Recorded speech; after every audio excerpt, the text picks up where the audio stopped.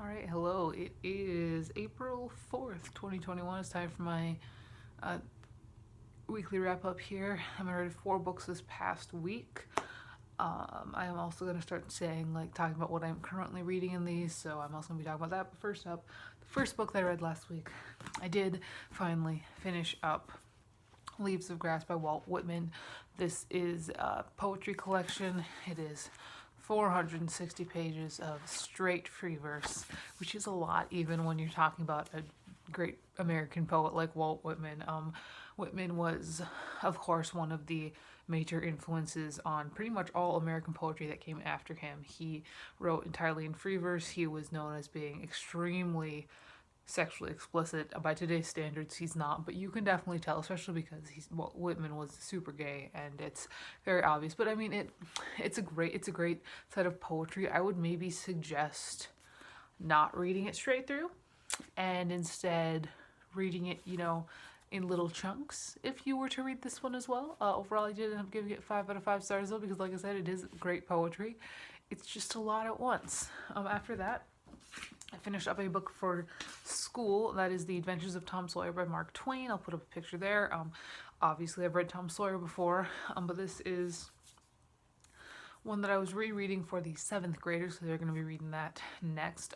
But is in another classic American work here. It's actually from around the same time as Walt Whitman's work, so that's kind of exciting. But a book is both Twain and Whitman were involved in the Civil War, so that's super fun. Or at least knew of it, or had kind of grew up in its situation. I think Whitman was older than Twain, because Whitman was a nurse in the Civil War for the Union. Don't worry about it. But Adventures of Tom Sawyer is about this young boy Tom Sawyer it takes place before the Civil War, and his kind of adventures after him and his friend Huckleberry Finn, who is a homeless child who lives in a barrel, witness a murder. And it's actually, it's a very good children's novel.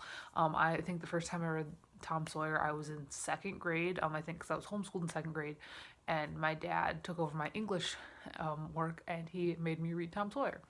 And it is a great children's book. It's very interesting. Twain doesn't talk down. He's very funny.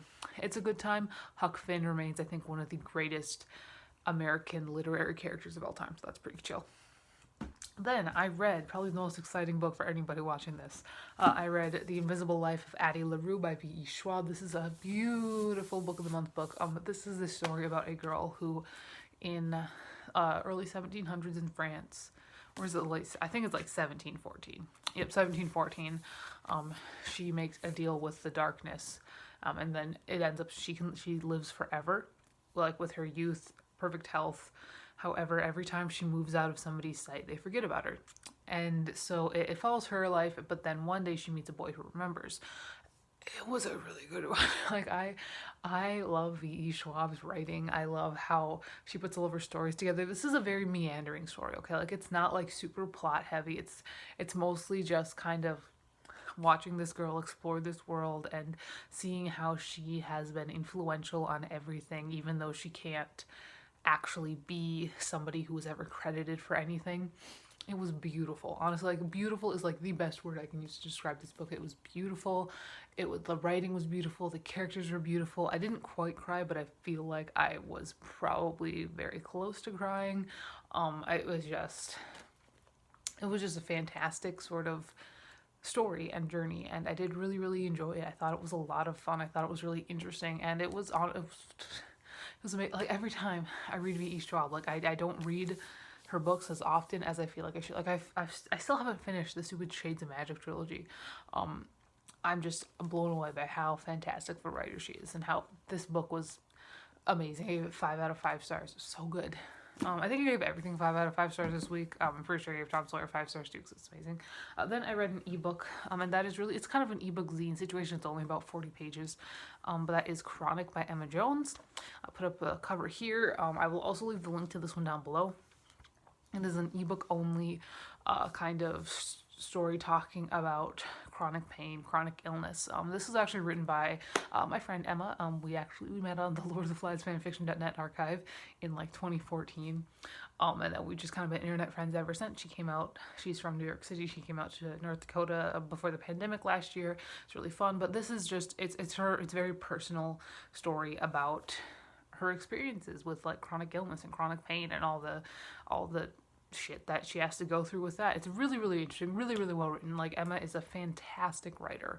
And I would definitely 100% stress that you should buy this. It's $12 for the ebook. It's very good. It's so good, you guys. Like I said, I'm leaving the link below. It's super. If you're not sure about that, I believe she has some short stories that are linked on her website. Again, I can link her website below too. That, or you can kind of check out her writing style and stuff like that. So if you're on the fence, do that first. But she's a fantastic writer. It's a fantastically done book. I gave that one 5 out of 5 stars as well. Currently reading. First up, my physical book I'm currently reading is My Sister, My Love by Joyce Carol Oates. I'm just over halfway through it. This is like a very heavily inspired by the John Benet Ramsey murder. It's about from the perspective of a boy whose younger sister, who was like a pro figure skater, little child figure skater, gets murdered and everything, and it's really good. I'm really enjoying it. On my Kindle, I'm still reading Bitter Blood by Jerry Bledsoe, and then for school, I'm reading A Separate Piece for the Sophomores and A Midsummer Night's Dream for the juniors and seniors. So those are the 4 books I'm currently reading. But this is what I read this past week. That is all for today. I will talk to you later, and goodbye.